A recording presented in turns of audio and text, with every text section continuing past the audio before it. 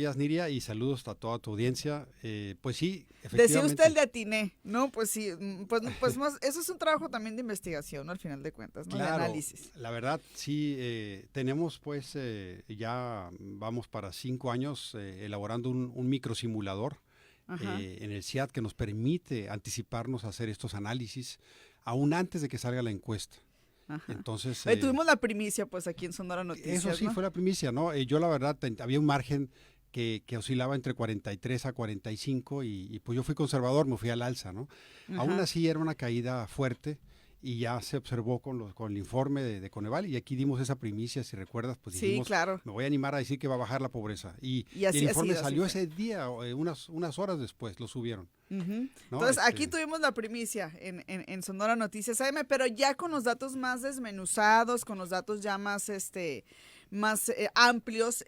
Por acá tiene información usted bien interesante, doctor, sobre los resultados a nivel nacional, las zonas urbanas rurales, dónde bajó más la pobreza también y demás. A ver, cuéntenos. Sí, claro. Primero que también comentar que Ajá. El Coneval en su informe hizo un análisis de estos que es de lo que también nosotros nos gusta hacer aquí en el CIAD, que es qué pasaría, qué hubiera pasado si de no haber existido las transferencias. O sea, el Coneval nos muestra, esto lo hace muy pocas veces. Ahora creo que lo hizo como un caso especial para probar qué tanto las transferencias estaban bajando. Si recuerdas el programa anterior, hablamos Ujú. sobre qué otras variables o qué más empujó o podría haber pasado para que la pobreza bajara.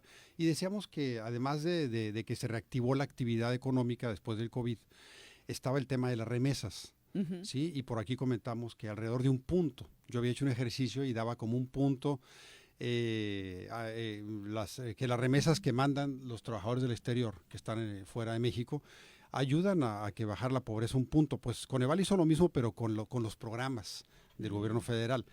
Y ellos dicen que la pobreza de los puntos que bajó, recordando que bajó más de 9 puntos en la pobreza por ingresos, es decir, a nivel nacional pasó de 52.7 a 43.5 la pobreza, ¿no? Ujú. Por ingresos. Y estos más de 9 puntos, alrededor de poco más de casi 3 puntos, dice Coneval, en Ujú. específico son 2.3 puntos porcentuales, es lo que se debe a programas. Ah, ok. Entonces vemos que tiene un Ujú. efecto, según el Coneval, tiene un efecto mayor a las remesas, claro. O sea, los programas son más relevantes que las remesas, creo que es Ujú. importante decirlo. Y, eh, y bueno, en el tema de la caída, que en Sonora fue mucho más grande, ¿no? Ujú. Hablamos de 12 puntos por encima de la caída nacional de 9 puntos Ok. entre 2020 y 2022. ¿Verdad? Ujú. La caída, claro, quitando el efecto del COVID, fue de 6 puntos a nivel nacional y casi de 8 en Sonora. Ujú. Entonces vemos que en Sonora hay un efecto mucho mayor de caída en pobreza Ujú. que lo que a nivel A nivel nacional. nacional, o sea, que está por arriba de la media nacional, pues, ¿no? Claro, entonces nos quedamos con este dato, yo creo que es muy importante Sí, que 12 puntos, decía. 12 puntos. Ok. Entonces los programas, dice Coneval, a nivel nacional, reducen hasta, de no haber estado, es decir, la pobreza hubiera sido 2.3 puntos mayor, ¿no? En lugar de haber bajado, En pues. lugar de, a ver, sí habría bajado, pero no habría Ah, bajado ok. todo. No, sí habría No lo bajado, que bajó, pues. claro, digamos de estos 9 puntos porcentuales que cayó la pobreza, pasó de 52 a 43. En términos porcentuales, el 2.3% serían por programas, Ujú. ¿no? Entonces, de esos 9 puntos. O sea, Ujú. podemos decir que alrededor del, del 30% más o menos Sí, se debe a programas. Creo que se va. entiende más así. Más así, El claro. otro, el otro 70 son pues actividad económica, empleos mejor remunerados, el salario mínimo, Que también era algo que ya había comentado, ¿no? también el También. salario mínimo, y el Sí, tema de remesas. Ahora, perfecto. hay pues en temas de carencias sociales, Ujú. ahí hay un tema pendiente que actuó en sentido opuesto. Si bien uno puede pensar, pero si ahora la cobertura en salud es el gran tema pendiente y puede ya manejarse como un saldo que queda pendiente en este gobierno. Sin embargo, hay que recordar que el Seguro Popular como tal fue una estrategia precisamente de tratar de lograr coberturas forzadas.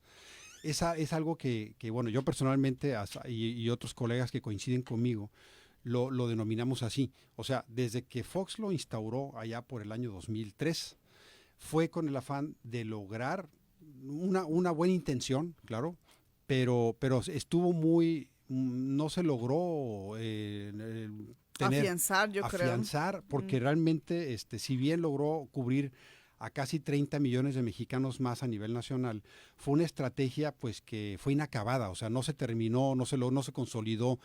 Se llamó una estrategia también para lograr tapar un poco el problema a nivel internacional, es decir que México ya estaba pasando de coberturas de seguridad social casi como no de primer mundo, pero ya como cercanas a un país desarrollado.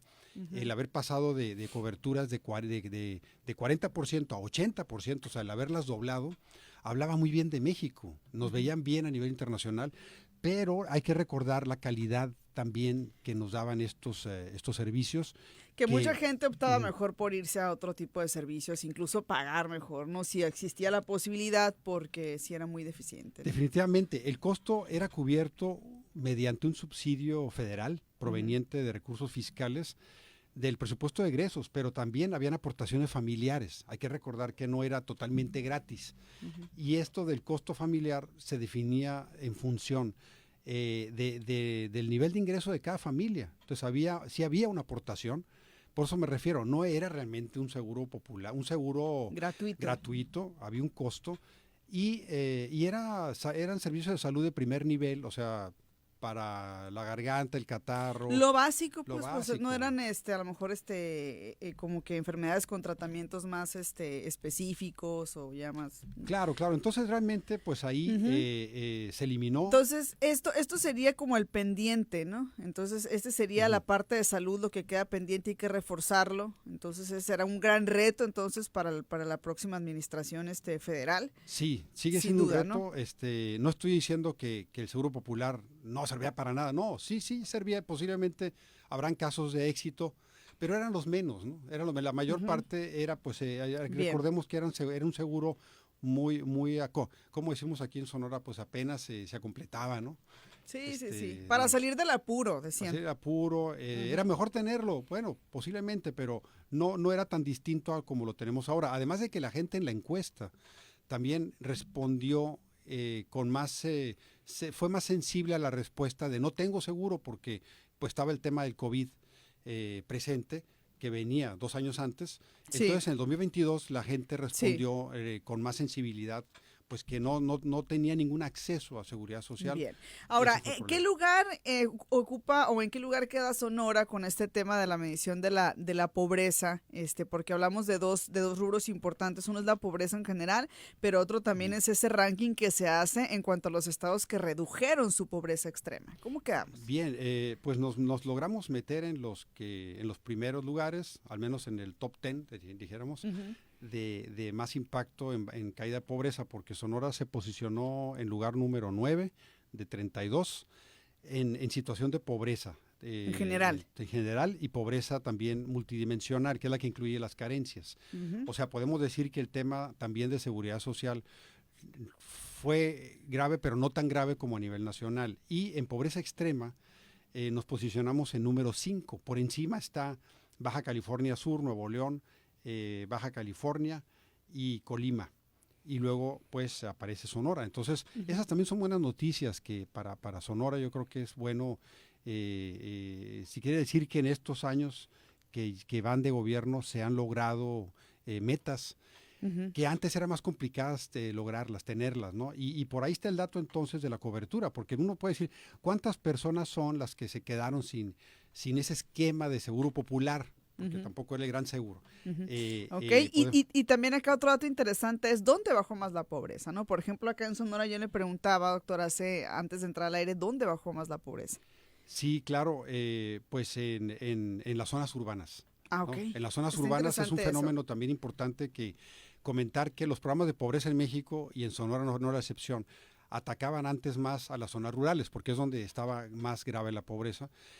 Ahora mucha de la pobreza en los años de estas épocas neoliberales se pasaron a las zonas urbanas, migraron a las zonas urbanas. Entonces Y se fue dando, y la pobreza se fue moviendo, pues. Claro, se fueron dando cinturones de miseria que todavía existen, pues resulta que ahora los programas sociales han ido a combatir más estos problemas en las zonas urbanas, lo cual también pues quiere decir que a pesar de que muchos de ellos tienen carácter universal, sí han llegado, están llegando a representar más del ingreso de estas familias en las zonas urbanas.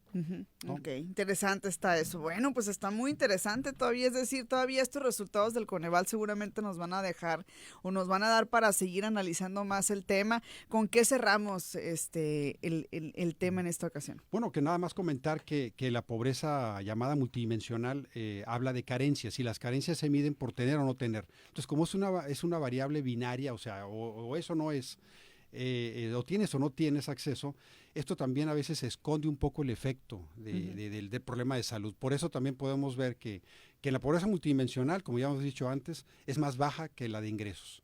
Pero ahora la de ingresos fue la que se atacó más, ¿no? La que se logró atacar más.